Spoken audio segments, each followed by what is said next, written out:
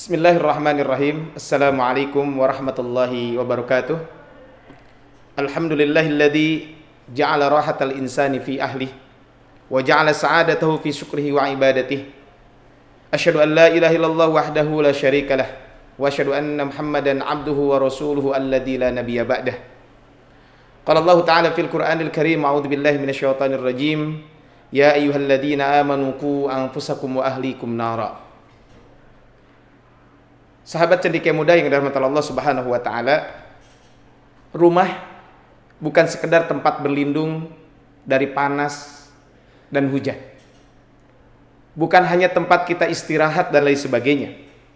Tapi rumah sesungguhnya merupakan tempat untuk menyemai sebuah kebahagiaan buat kita semuanya dan keluarga kita.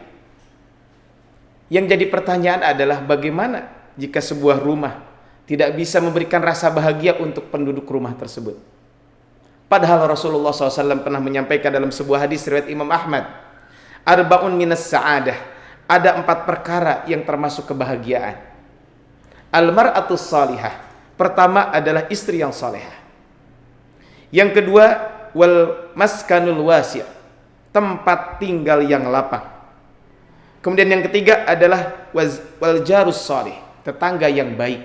Dan yang keempat adalah wal markabul hani, dan kendaraan yang nyaman. Kebahagiaan di dalam rumah tidak tergantung pada mewahnya sebuah rumah tersebut. Tidak tergantung pada fasilitas yang ada di rumah tersebut. Kita lihat betapa banyak rumah-rumah mewah, rumah penuh dengan berbagai macam fasilitas, tetapi ternyata di rumah tersebut tidak ada kebahagiaan. Jadi materi bukan segala-galanya untuk mencapai kebahagiaan di rumah. Lantas pertanyaannya adalah bagaimana supaya kita bisa menjadikan rumah ini menjadi rumah yang dilimpahi dengan berbagai macam kebahagiaan. Sahabat cendekia muda rahmat Allah Subhanahu wa taala, ada 4 hal yang bisa kita lakukan supaya rumah kita rumah yang dilimpahi dengan berbagai macam aktivitas, berbagai macam kebahagiaan.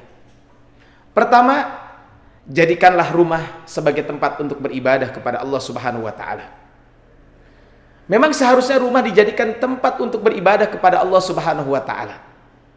Karena kebanyakan kita menghabiskan waktu kita di rumah. Mungkin kita bekerja di luar hanya beberapa jam, tapi mayoritas waktu kita adalah akan kita gunakan di rumah.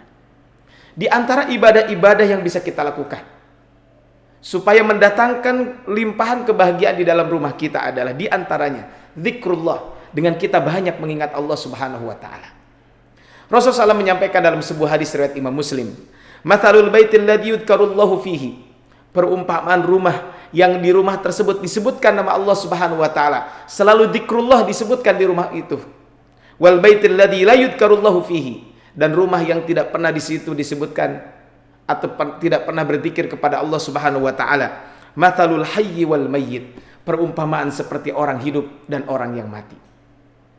Kaum muslimin yang dirahmati Allah Subhanahu wa taala, dari hadis ini Rasulullah SAW memberikan perumpamaan sebuah rumah yang selalu di situ ada zikrullah dan rumah yang tidak ada zikrullah di situ, seperti perumpamaan orang-orang hidup dan orang-orang mati. Apa perbedaannya? Kita tahu bahwa orang hidup bisa merasakan kenikmatan, bisa merasakan kebahagiaan, bisa merasakan kelezatan, tapi orang-orang yang sudah mati tentu tidak bisa merasakan itu semuanya. Makanya betul kata Rasulullah SAW dalam sebuah hadis, aksiru dzikri hadimil ladzati al-maut, hendaklah kalian perbanyak mengingat pemutus kebahagiaan, pemutus kenikmatan, yaitu yang disebut dengan kematian. Begitu juga sebuah rumah, ketika di rumah tersebut selalu dikumandangkan zikir kepada Allah, di situ selalu ada zikrullah, maka rumah tersebut akan dipenuhi dengan berbagai macam kebahagiaan. Dan hanya dengan zikrullah itulah sebuah rumah akan mendatangkan kebahagiaan. Ala bidzikrillahi tatmainnul qulub. Ketahuilah bahwa dengan mengingat Allah Subhanahu wa taala, hati kita akan menjadi tenang. Yang kedua adalah rumah tersebut supaya rumah dijadikan tempat ibadah. Di antara ibadah yang bisa kita lakukan adalah ibadah sholat. Rasulullah SAW mengajarkan sholat yang paling utama dilaksanakan di rumah. Bahkan Sayyidah Aisyah radhiyallahu anha pernah meriwayatkan hadis dari Nabi SAW, ij'alu fi buyutikum min sholatikum, jadikanlah rumah kalian sebagai tempat sholat untuk kalian. Wala tattakhiduha kubura, dan janganlah engkau menjadikan rumah tersebut sebagai kuburan.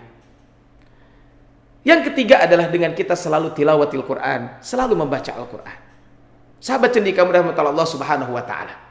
Kalau kita berbicara tentang membaca Al-Quran, kita ingat di zaman Rasulullah SAW dahulu. Rumah-rumah di kota Madinah, ketika malam tiba, ketika waktu maghrib tiba, maka rumah tersebut penuh riuh dengan apa? Dengan suara tilawatil Quran. Seperti suara lebah yang banyak membaca Al-Quran. Makanya dalam sebuah hadis Rasul pernah menyampaikan, la taj'alu buyutakum maqabira. Jangan engkau jadikan rumah kalian itu seperti kuburan. Kenapa? Fa inna syaitana, karena sesungguhnya syaitan itu yanfiru minal baitil ladzi tuqra'u fihi suratul Baqarah. Karena yang namanya syaitan itu akan lari dari rumah yang dibacakan suratul Baqarah, dibacakan surat Al-Baqarah. Kalau kita tahu kuburan sepi, gelap dan lain sebagainya, itulah ibarat kuburan. Begitu juga rumah tidak pernah dibacakan Al-Quran di rumah tersebut, maka rumah tersebut seperti kuburan tadi. Sepi, tidak ada kebahagiaan, tidak ada kenikmatan dan lain sebagainya. Tapi sebaliknya, ketika rumah tersebut selalu dibacakan Al-Quran, maka akan muncul keharmonisan, akan muncul kebahagiaan dari rumah tersebut. Kenapa? Karena disitulah rumah yang selalu dibacakan Al-Quran.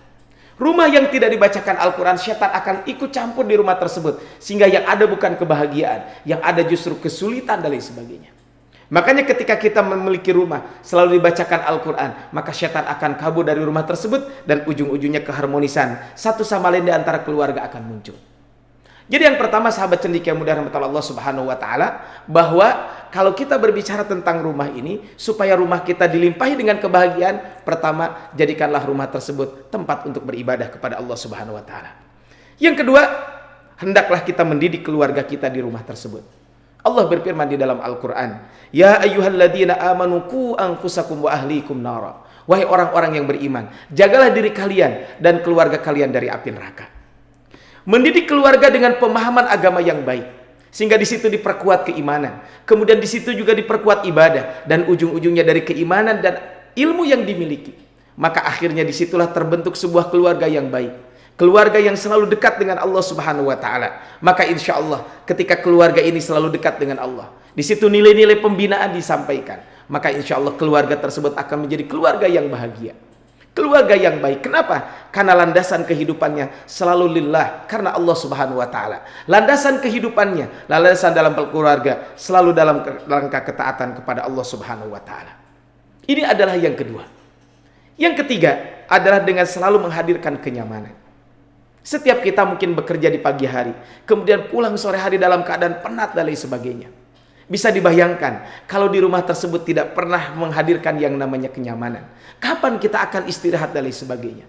Di tempat kerja kita banyak masalah, banyak kerjaan yang harus diselesaikan. Begitu pulang ke rumah, ternyata juga banyak kerjaan yang harus diselesaikan. Kenapa? Karena tidak ada kenyamanan di situ.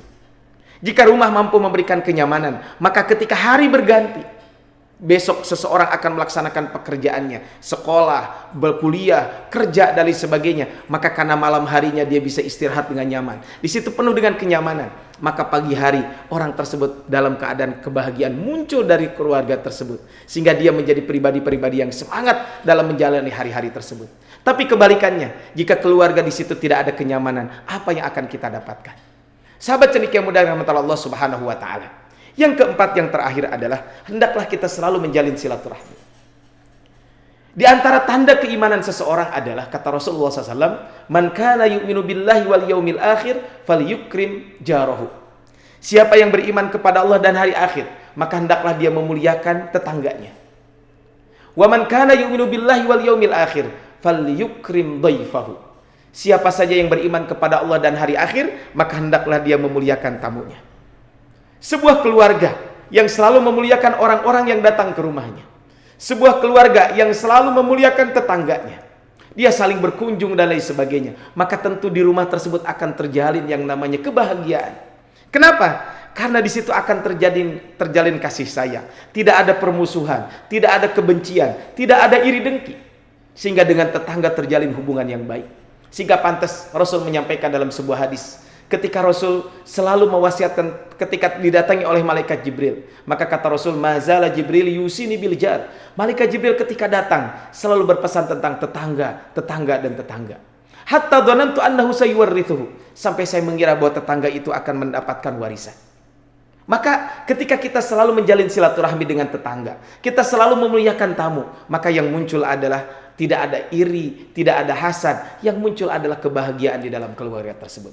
Sahabat cendekia muda rahmat Allah Subhanahu wa taala, semoga Allah Subhanahu wa taala mengkaruniakan kebahagiaan kepada keluarga kita semuanya, dan semoga kita mampu menjadikan keluarga yang selalu bahagia, keluarga yang selalu beribadah kepada Allah Subhanahu wa taala, dan sebuah keluarga yang selalu menjalin hubungan baik dengan sesama. Insyaallah doa yang selalu kita panjatkan, Rabbana atina fid dunya hasanah wa fil akhirati hasanah wa qina adzabannar, akan kita dapatkan. Barakallahu fikum, subhanakallahumma bihamdika asyhadu an la ilaha illa anta astaghfiruka wa atubu ilaik. Assalamualaikum warahmatullahi wabarakatuh.